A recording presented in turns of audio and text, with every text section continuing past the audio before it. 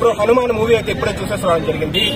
ఒకటే చెప్తున్నాను bro, trailer release అయిన తర్వాత, టీజర్ రిలీజ్ అయిన తర్వాత ఈ హనుమాన్ మూవీ మనలో ఎలాంటి ఎక్స్పెక్టేషన్స్ క్రియేట్ చేసిందో, ఎలాంటి బజ్ ఫామ్ అయిందో మనకు డెఫినెట్ గా ఎక్స్పెక్టేషన్స్ అయితే మీట్ అయింది.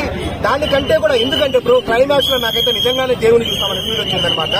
హనుమంతుని ఆంజనేయ స్వామిని అంత బాగా చూపించడం జరిగింది. అండ్ క్లైమాక్స్ ముందు కూడా సముద్రకని వచ్చేసి ఒక ఎలివేషన్ ఇస్తారనమాట. ఇప్పుడు కార్తికేయ 2 మూవీలో అనుపమ్ ఖేర్ ఎలా మనకు వచ్చేసి కృష్ణుడు గురించి ఎలివేషన్ ఇస్తారు, ఈ సినిమాలో సముద్రకని గారు వచ్చేసి హనుమంతుడి గురించి ఎలివేషన్ ఇస్తారు. ఆ సీన్స్ అప్పుడు నిజంగానే నాకైతే రోమాలు నిక్కుపడుచుకున్నాయి, గూస్ బంప్స్ అంటాం కదా మనము. సో అలాంటి సీన్స్ 5-6 బ్రో మనకు వచ్చేసి brother and sister sentiment scene కావచ్చు, ఇంటర్వెల్ అప్పుడు ఫైట్ కావచ్చు, అండర్ వాటర్ సీక్వెన్స్ కావచ్చు.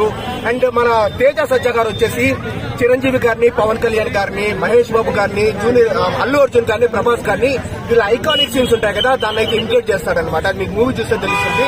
సో ఇలా మంచి మంచి హై ఇచ్చే సీన్స్ 5-6 ఉన్నాయి. రిమైనింగ్ మూవీ అంతా కూడా బాగానే ఉంది. ఏదో ఫస్ట్ హాఫ్ లో కొంచెం స్లో పేస్ నరేషన్ ఉంటుంది, కానీ మిగతా అంతా బాగుందనమాట.